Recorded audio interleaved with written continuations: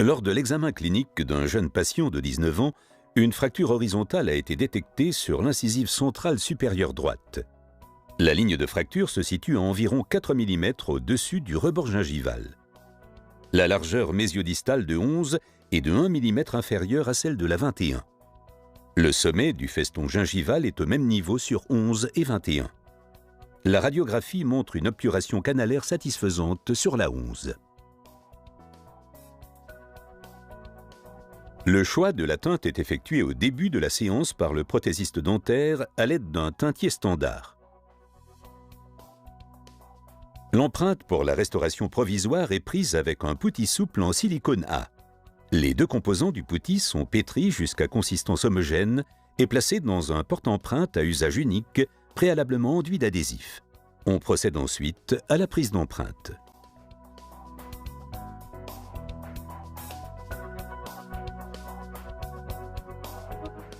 Une digue en latex recouvre les dents adjacentes afin de conserver un champ opératoire sec.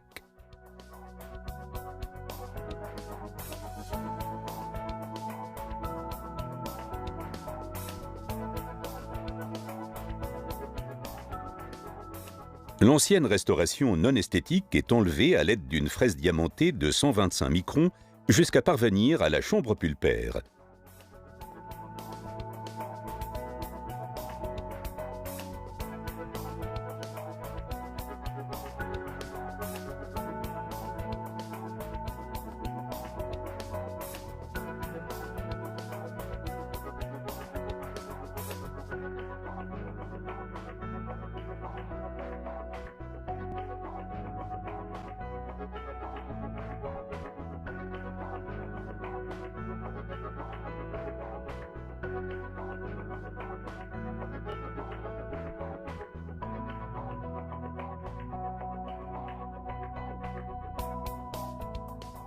Le canal est exposé à partir de la face palatine jusqu'à atteindre l'ancienne obturation canalaire en enlevant le minimum de structure dentaire.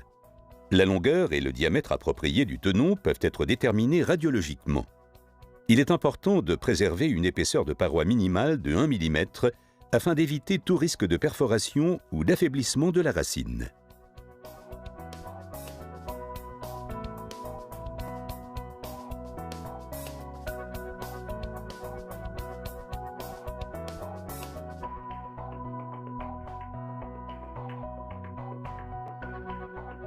Le matériau d'obturation canalaire est enlevé jusqu'à la profondeur choisie à l'aide des instruments endodontiques adéquats.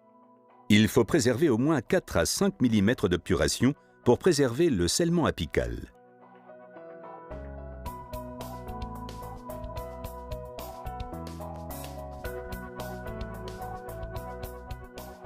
Le logement de tenon est ensuite préparé à l'aide des parapost drills en utilisant les codes de couleur pour élargir le canal progressivement jusqu'à obtention du diamètre et de la longueur prédéterminés pour le tenon. Le canal est rincé avec de l'hypochlorite de sodium. Le Parapost Fiberlux correspondant, renforcé de fibres de verre photoconductrices, est essayé et son adaptation à l'intérieur du canal radiculaire contrôlée. La longueur du tenon peut être raccourcie au besoin selon les impératifs cliniques. Le conditionneur sans rinçage de Parabond est badigeonné dans le canal et sur la surface de la dent. Les excès sont enlevés avec une pointe de papier et le conditionneur est séché avec un jet d'air doux. L'adhésif Parabond est appliqué directement après mélange dans le canal et sur les parois dentaires. Paracor peut être placé directement dans le canal grâce aux embouts mélangeurs recourbés, spécialement conçus à cet effet. Le tenon est enduit de Paracor sans pré-traitement et inséré dans le canal. Comme Paracor est à polymérisation duale, la lumière peut être transmise le long du tenon en fibre de verre pour atteindre le Paracor jusqu'à l'apex et accélérer ainsi le processus de polymérisation. La réalisation du faux moignon peut commencer immédiatement. Grâce à sa consistance ferme, Paracor peut être modelé à la main et appliqué directement sur la structure dentaire et sur la tête rétentive du tenon radiculaire. La reconstitution est ensuite photopolymérisée pendant 20 secondes sur chaque face. Une radiographie péropératoire montre le tenon en fibre de verre collé en place.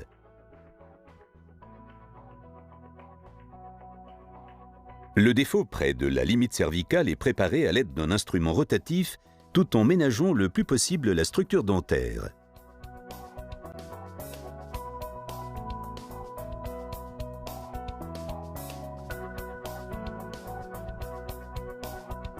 Un après autoconditionneur en un seul flacon est l'idéal pour placer de petites restaurations en composite de cette façon.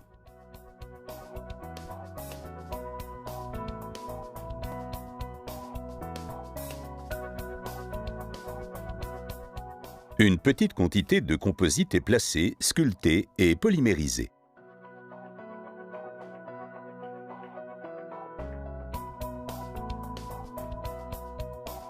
La forme générale de la préparation est donnée à l'aide d'instruments diamantés de 125 microns.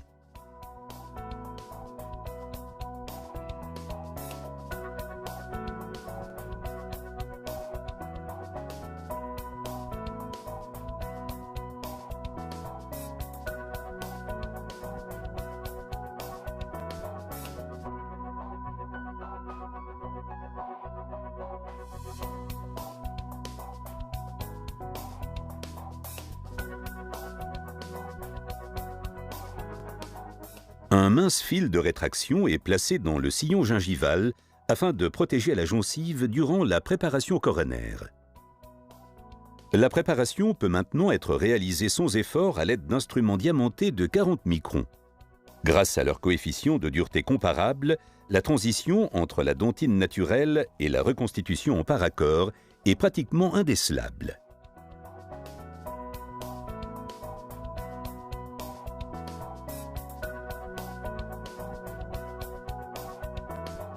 Avant l'empreinte finale, on réalise une éversion gingivale atraumatique à l'aide d'un fil de rétraction adapté tel que Comprecord qui possède une structure stable et un haut taux d'absorption. L'application d'un système de bonding à plusieurs composants tels qu'Artbond permet un scellement efficace des tubuli dentinaires et accroît notablement la rétention de la restauration. Le Dr Paul décrit cette technique comme la technique dual bonding. La couche inhibitrice d'oxygène doit être enlevée pour ne laisser aucun résidu. Grâce au microsystème dispenser pratique, le matériau pour la technique wash est placé directement en bouche. Le chargement du porte-empreinte doit être effectué en même temps que le matériau fluide est injecté à la seringue. L'empreinte en une étape est réalisée avec le Heavy Body Affinis et le Light Body Affinis Precious. Ce matériau à empreinte de précision se distingue par sa lecture facile des détails, obtenue grâce à sa pigmentation argentée. La restauration provisoire est fabriquée en Cool Temp Natural après avoir isolé la restauration avec de la vaseline. Le matériau atteint une consistance élastique en peu de temps en bouche et peut être facilement retiré en même temps que l'empreinte primaire.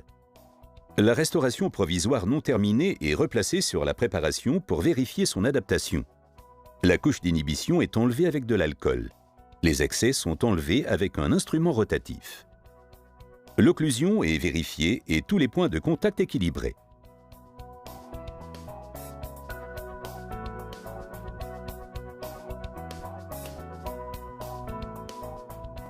La couronne provisoire terminée est scellée avec Tomposil 2, un ciment provisoire radio-opaque qui est un silicone polymérisant par addition.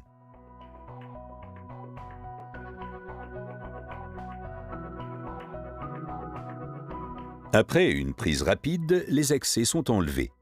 La teinte finale de la restauration provisoire devient apparente environ 15 minutes après la polymérisation.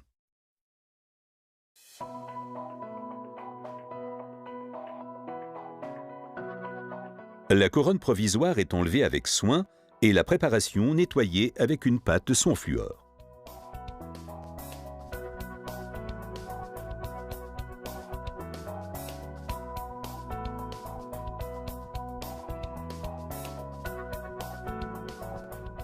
Pour un scellement adhésif de la restauration permanente, il est essentiel d'avoir un champ parfaitement sec.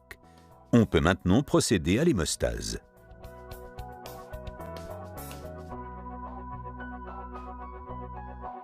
À l'aide du Comprecord, on exerce une éversion atraumatique sur la gencive.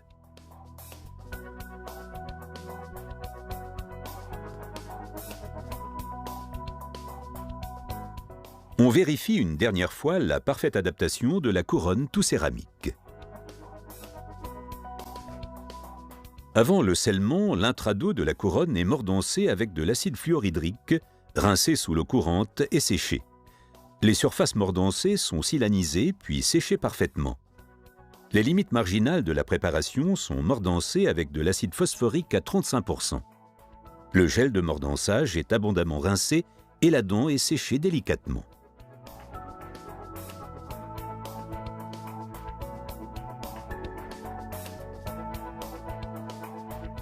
Une nouvelle application de l'adhésif Parabond juste avant le scellement augmente de façon significative la rétention du ciment par accord.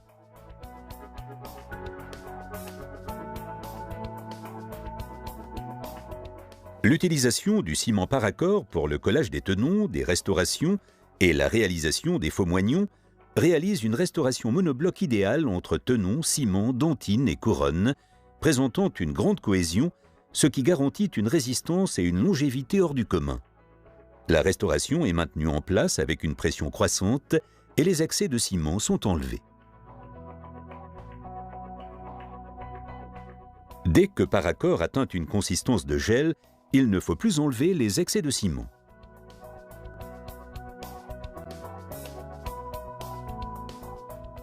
Les résidus de ciment et le fil de rétraction sont enlevés avec une curette après polymérisation complète du ciment.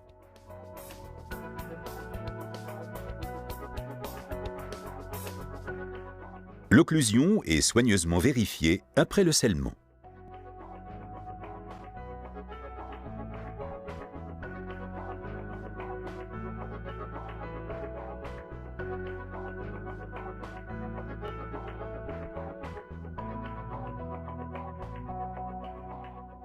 Les points de contact trop forts sont enlevés et la surface est brillantée.